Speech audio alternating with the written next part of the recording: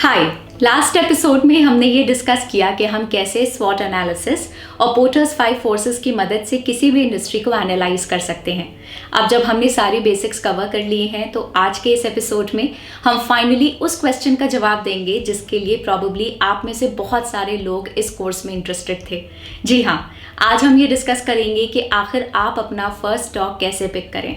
हम डिटेल में बात करेंगे कि किसी भी स्टॉक को बाई करने का डिसीजन लेने से पहले आपको कम टाइम में कैसे उस स्टॉक को एनालाइज करना होता है। तो चलिए बिना देरी के स्टार्ट करते हैं आज का एपिसोड। जब भी हम लाइफ में किसी चीज़ को फर्स्ट टाइम ट्राई करते हैं तो वो मोमेंट हमें हमेशा याद रहता है। इसी तरह हमें अपना पहला स्टॉक भी हमेशा याद रहता है क्योंकि उसे बाय करते हुए हम बहुत सारे इमोशंस फील करते हैं, जैसे कि एक्साइटमेंट, फियर, थ्रिल एट्सेट्रा। अगर आप अपना फर्स्ट स्टॉक ऑलरेडी बाय कर चुके हैं तो शायद आपने भी ये सब कुछ ज़रूर एक्सपीरियंस किया होगा। और अगर आपने अभी तक अपना फर्स्ट स्टॉक बाय नहीं किया है तो घबराइए मत, आज का ये एपिसोड आपकी सभी प्रॉब्लम्स को सॉल्व कर देगा। तो आप हमारे साथ एंड तक बने रहिएगा। तो आइए सबसे पहले लेजेंडरी इन्वेस्टर वॉरेन बफेट के गोल्डन प्रिंसिपल से स्टार्ट करते हैं। उनके अनुसार इन्वेस्टिंग में हमें इन 2 रूल्स को हमेशा फॉलो करना चाहिए। Rule number 1, don't lose money, यानी कि हमें कभी भी अपना कैपिटल लूज नहीं करना चाहिए। और rule number 2, never forget rule number 1। तो आपको भी इन्वेस्टिंग स्टार्ट करते टाइम इस प्रिंसिपल को हमेशा याद रखना चाहिए। अगर हम इसको दूसरे तरीके से समझें तो ये रूल इंडिकेट करता है कि अगर आप अपने रिस्क को अच्छे से मैनेज कर लेते हैं तो आपको लॉन्ग टर्म में रिटर्न्स भी अच्छे मिलेंगे। तो किसी भी स्टॉक में इन्वेस्ट करने से पहले आपको अपने आप से ये क्वेश्चन ज़रूर पूछना चाहिए कि क्या इस इन्वेस्टमेंट में मेरा सारा कैपिटल लूज होने का रिस्क है। बट आखिर हम ये कैसे इंश्योर करें कि हम ज़्यादा रिस्क ना लेते हुए अच्छे रिटर्न्स अर्न कर पाएँ। इसके लिए आपको सबसे पहले तो हमेशा नए अनस्टेबल बिजनेसेस से दूर रहना चाहिए और आप ऐसे बिजनेसेस को भी अवॉइड करें जिनका मैनेजमेंट फ्रॉड्स में इन्वॉल्व रह चुका हो। ऐसा करके आप अपने डाउनसाइड को प्रोटेक्ट कर सकते हैं, लेकिन अपने कैपिटल को डाउनसाइड से प्रोटेक्ट करना ही इनफ नहीं है। हमें अपनी कैपिटल को ऐसे स्टॉक्स में इन्वेस्ट करने की ज़रूरत है जिनमें कंसिस्टेंट ग्रोथ का पोटेंशियल हो, और उसके लिए आपको इन 4 फैक्टर्स पे खास ध्यान देना होगा: बिजनेस, मैनेजमेंट, फाइनेंशियल स्ट्रेंथ और वैल्यूएशन। आज के वीडियो में हम इन 4 फैक्टर्स को डिटेल में डिस्कस करेंगे, लेकिन इनके बारे में बात करने से पहले मैं आपको एक इम्पॉर्टेंट कॉन्सेप्ट से इंट्रोड्यूस करवाना चाहूँगी जिसका नाम है सर्कल ऑफ कॉम्पिटेंस। आप सोच रहे होंगे कि ये क्या होता है। चलिए इसे एक एग्जाम्पल से समझते हैं। अगर आप एक IT कंपनी में काम करते हैं तो आप इस बात को अच्छी तरह से समझते होंगे कि IT कंपनीज का बिजनेस कैसे चलता है। तो अगर आप अपनी इन्वेस्टिंग जर्नी की शुरुआत IT कंपनीज से करेंगे, यानी कि उनके बारे में रिसर्च करेंगे और उन्हीं पे फोकस करेंगे, तो ये काम आपके लिए काफ़ी आसान हो जाएगा। इसलिए आपको कोई भी इन्वेस्टमेंट डिसीजन लेने से पहले हमेशा अपने सर्कल ऑफ कॉम्पिटेंस पर फोकस करना चाहिए, खासकर जब आप अपनी इन्वेस्टिंग जर्नी शुरू करने वाले हैं। तो चलिए अब उन 4 की फैक्टर्स के बारे में डिस्कस करते हैं जो आपको अपना फर्स्ट स्टॉक बाय करने से पहले ज़रूर ध्यान में रखने चाहिए। फर्स्ट पॉइंट है, बिजनेस स्टॉक की प्राइस में होने वाली अपवर्ड और डाउनवर्ड मूवमेंट से हमें एक कंपनी के बिजनेस के बारे में कुछ भी पता नहीं लगता है।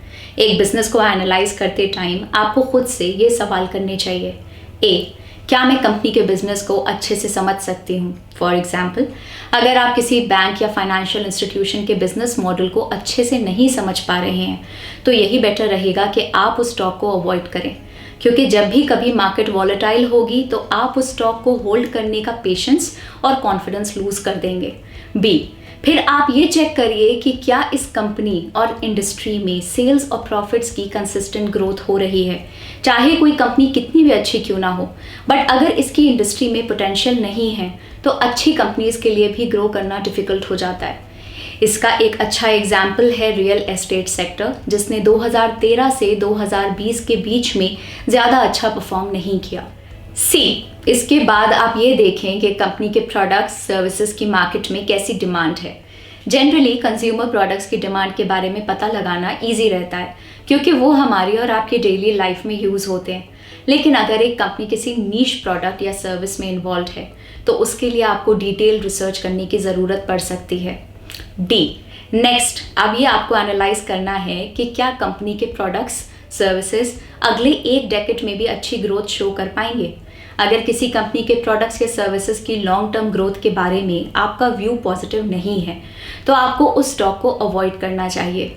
ई, और फिर आप ये देखें कि कंपनी जिस इंडस्ट्री में ऑपरेट करती है उसमें डिस्ट्रप्शन के कितने चांसेस हैं। फॉर एग्जाम्पल, अगर एक कंपनी डीजल कंबस्टिबल इंजन्स की मैन्युफैक्चरिंग में इन्वॉल्व है तो ईवी बूम की वजह से इस इंडस्ट्री में एक मेजर डिस्ट्रप्शन आने के काफ़ी चांसेस हैं, तो आपको ऐसे स्टॉक्स को ज़रूर अवॉइड करना चाहिए। नेक्स्ट स्टेप है कंपनी के मैनेजमेंट को एनालाइज करना। किसी भी कंपनी के मैनेजमेंट का एनालिसिस करते टाइम आपको इन क्वेश्चंस का आंसर ज़रूर फाइंड करना चाहिए। क्या बिजनेस लॉन्ग टर्म में sales, profits and cash flows में अच्छी ग्रोथ शो कर पाएगा? एक अच्छा मैनेजमेंट अपनी कंपनी की sales, profits and cash flows में इंक्रीज करने के डायरेक्शन में काम करता है, जबकि अगर मैनेजमेंट फ्रॉडुलेंट है तो वो कंपनी की ग्रोथ के लिए काम नहीं करेंगे, बिकॉज वो आपके और मेरे जैसे रिटेल इन्वेस्टर्स के साथ अपने बिजनेस की वैल्यू शेयर करना नहीं चाहेंगे। नेक्स्ट, फिर आपको ये देखना चाहिए कि क्या ग्रोथ अचीव करने के लिए मैनेजमेंट ने बहुत ज़्यादा डेट लिया हुआ है। अगर किसी बिजनेस ने बहुत ज़्यादा डेट लिया है तो आपको अपनी इन्वेस्टिंग जर्नी की शुरुआत में ऐसी कंपनीज को अवॉइड करना चाहिए। फिर आप ये देखें कि मैनेजमेंट कंपनी के कैपिटल को एलोकेट कैसे कर रहा है। क्या मैनेजमेंट एग्जिस्टिंग बिजनेस में इन्वेस्ट कर रहा है, या फिर क्या मैनेजमेंट अपने कैपिटल की हेल्प से नए बिजनेसेस को अक्वायर करके अपनी कैपेबिलिटीज़ को इंक्रीज कर रहा है, या फिर वो एक्सेस कैश को डिविडेंड्स या फिर बायबैक्स के फॉर्म में शेयर होल्डर्स में डिस्ट्रीब्यूट कर रहा है। फिर आप ये देखें कि क्या मैनेजमेंट जो भी बोलता है क्या उसको फॉलो भी कर रहा है या नहीं। कई बार ऐसा होता है कि कुछ कंपनीज के मैनेजर्स बड़ी बड़ी अनाउंसमेंट्स करते रहते हैं, जैसे कि नया कैपिटल एक्सपेंडिचर करना, नए प्रोडक्ट्स लॉन्च करना, नई जियोग्राफीज में एक्सपैंड करना, या फिर कॉस्ट कटिंग इनिशिएटिव्स लेना एट्सेट्रा। बट क्या ये सब कंपनी के नंबर्स में रिफ्लेक्ट हो रहा है या नहीं, आपको वो ज़रूर चेक करना चाहिए। अगर ऐसा नहीं होता है तो बेटर यही रहेगा कि आप ऐसे स्टॉक्स को अवॉइड करें। फिर आप टॉप मैनेजमेंट का कॉम्पनसेशन स्ट्रक्चर देखें। इस फैक्टर से यह अंदाज़ा लगाया जा सकता है कि मैनेजमेंट कंपनी के बिजनेस से जनरेट हुई कितनी वैल्यू खुद के पास रखना चाहते हैं और कितनी आपके और मेरे जैसे शेयर होल्डर्स के साथ शेयर करना चाहते हैं। लास्टली, आप ये देखें कि कंपनी का मैनेजमेंट माइनॉरिटी शेयर होल्डर्स को कैसे ट्रीट करता है। किसी भी कंपनी में माइनॉरिटी शेयर होल्डर्स को भी दूसरे बड़े और इन्फ्लुएंशियल शेयर होल्डर्स की तरह ही ट्रीट किया जाना चाहिए। बट कोई भी कंपनी इसको कैसे एंश्योर कर सकती है? इसके लिए कंपनी को अपने इम्पॉर्टेंट इवेंट्स के बारे में एक्सचेंजेस को टाइम टू टाइम अपडेट देते रहना चाहिए। इसके अलावा कंपनी को ये भी इंश्योर करना चाहिए कि जो इन्फॉर्मेशन पब्लिक के पास अवेलेबल नहीं है उसके बेसिस पर किसी भी टाइप की इनसाइडर ट्रेडिंग नहीं होनी चाहिए। तो ये थे मैनेजमेंट से रिलेटेड सभी पॉइंट्स जो आपको ध्यान में रखने चाहिए। थर्ड पॉइंट है फाइनेंशियल स्ट्रेंथ। एक कंपनी की फाइनेंशियल स्ट्रेंथ को चेक करना एक डिटेल टास्क है और इसके लिए हमें एक सेपरेट वीडियो की ज़रूरत होगी। बट चलिए एक बार शॉर्ट में ये समझ लेते हैं कि आपको कौन कौन से पॉइंट्स को कंसिडर करना चाहिए। सेल्स, कंपनी की सेल्स हर साल एक अच्छे परसेंटेज से इंक्रीज होनी चाहिए। इसके बाद आपको कंपनी का प्रॉफिट मार्जिन चेक करना चाहिए और उसको इंडस्ट्री स्टैंडर्ड्स के साथ कंपेयर करना चाहिए। इंडस्ट्री स्टैंडर्ड्स के लिए आप सिंपली गूगल कर सकते हैं या फिर रिसर्च रिपोर्ट से भी आप इसकी इंफॉर्मेशन ले सकते हैं। इसके बाद आपको कंपनी का डेट स्टेटस चेक करना चाहिए। अगर किसी कंपनी पर हैवी डेट है तो ये एक नेगेटिव साइन है। इसके बाद हमें ये एनालाइज करना चाहिए कि ऑपरेटिंग प्रॉफिट का कितना पोर्शन एक्चुअली कैश में कन्वर्ट हो रहा है। फिर आप ये देखें कि पिछले कुछ सालों में कंपनी का रिटर्न ऑन इक्विटी या फिर जिसको हम ROE कहते हैं और ROCE अच्छे रहे हैं या नहीं। फिर आप ये एनालाइज करिए कि एक फर्म के लिए अपने बिजनेस को स्केल अप करना कितना ईजी है। क्या कंपनी के फाइनेंशियल्स इसकी ग्रोथ ट्रेजेक्टरी को सपोर्ट कर सकते हैं? अगर आप कंपनी के फाइनेंसेस में ये सभी फैक्टर्स चेक करेंगे तो आप डेफिनेटली अच्छी कंपनीज को पिक कर पाएंगे। एक बिगनर के तौर पर आपको उन कंपनीज पर ज़्यादा फोकस करना चाहिए जिनका पिछले कुछ सालों में बिजनेस, मैनेजमेंट और फाइनेंशियल स्ट्रेंथ तीनों ही मामलों में एक पॉजिटिव और अपवर्ड ट्रेंड रहा हो। लेकिन क्या सिर्फ ये तीनों फैक्टर्स ही इनफ हैं? चलिए कुछ इंटरेस्टिंग फैक्ट्स पर नज़र डालते हैं। HUL ने अगस्त 1999 और अगस्त 2010 के बीच ऑलमोस्ट जीरो रिटर्न्स दिए। सिमिलरली ITC ने भी मई 2012 और मई 2021 के बीच ऑलमोस्ट जीरो रिटर्न्स दिए।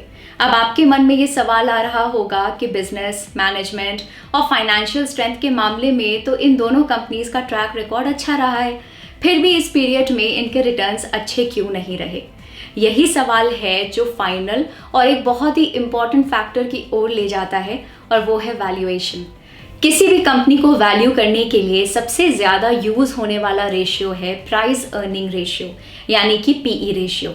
तो आपको एक कंपनी में इन्वेस्ट करने से पहले उसका पीई रेशियो उसकी इंडस्ट्री पीई के साथ ज़रूर कंपेयर कर लेना चाहिए, ताकि आप अश्योर्ड रह सकें कि आप उस कंपनी के स्टॉक्स एक्सपेंसिव वैल्यूएशंस पे तो नहीं खरीद रहे।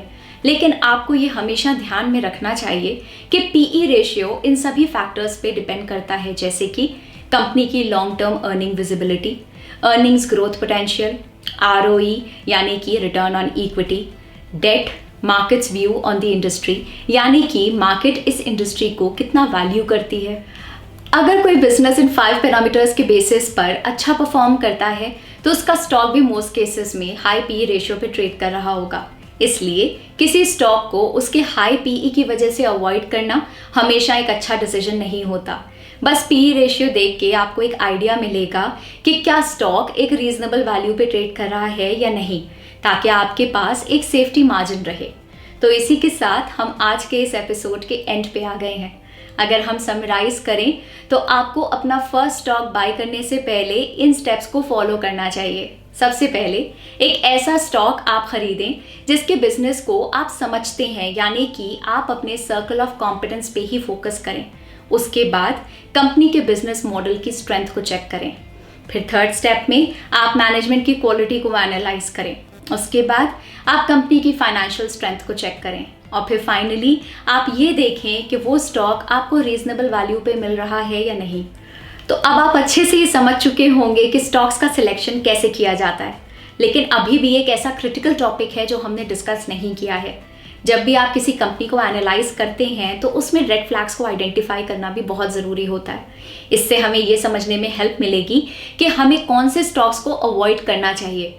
तो अगले एपिसोड में हम इसी टॉपिक पे बात करेंगे। मिलते हैं नेक्स्ट एपिसोड में। Bye bye.